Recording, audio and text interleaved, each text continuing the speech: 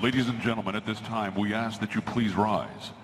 Our thoughts and prayers go out to those affected by the tragedy in Paris. Won't you please join us as we observe a moment of silence for those who lost their lives.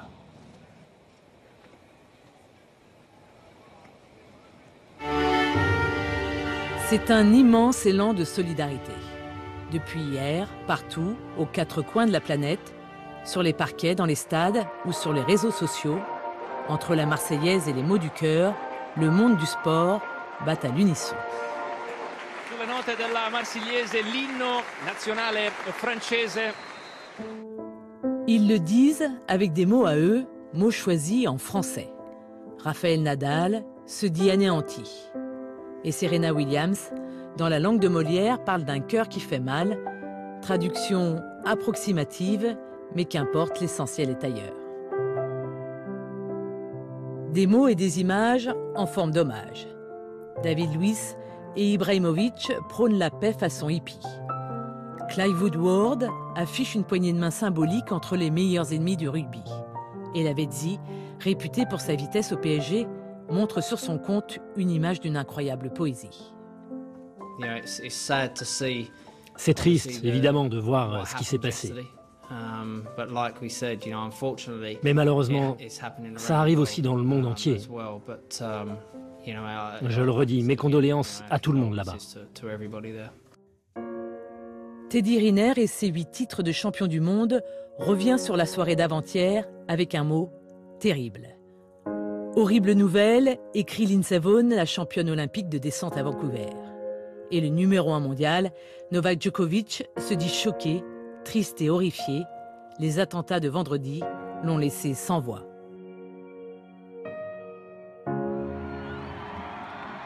La bannière étoilée, suivie du drapeau français, voilà entre autres l'hommage du football universitaire américain. La patinoire de Montréal aux couleurs françaises, ou comment redonner une étincelle après les heures sombres que Paris, la ville lumière, vient de traverser.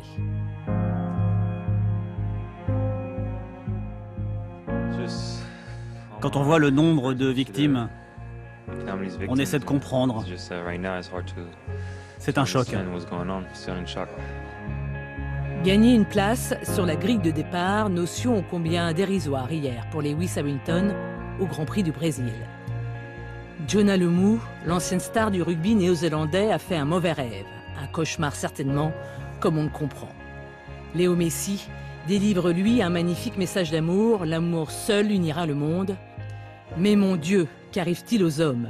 La supplique de LeBron James reste à ce jour sans réponse. C'est beau de voir la solidarité à travers le monde. Quand des choses comme ça arrivent, on sent que c'est normal que tout le monde réagisse par rapport à ça. Que ce soit la fanfare de l'US Dakota ou en ouverture du match Sarrazins-Toulouse en Coupe d'Europe, la Marseillaise résonne partout dans le monde, à l'unisson.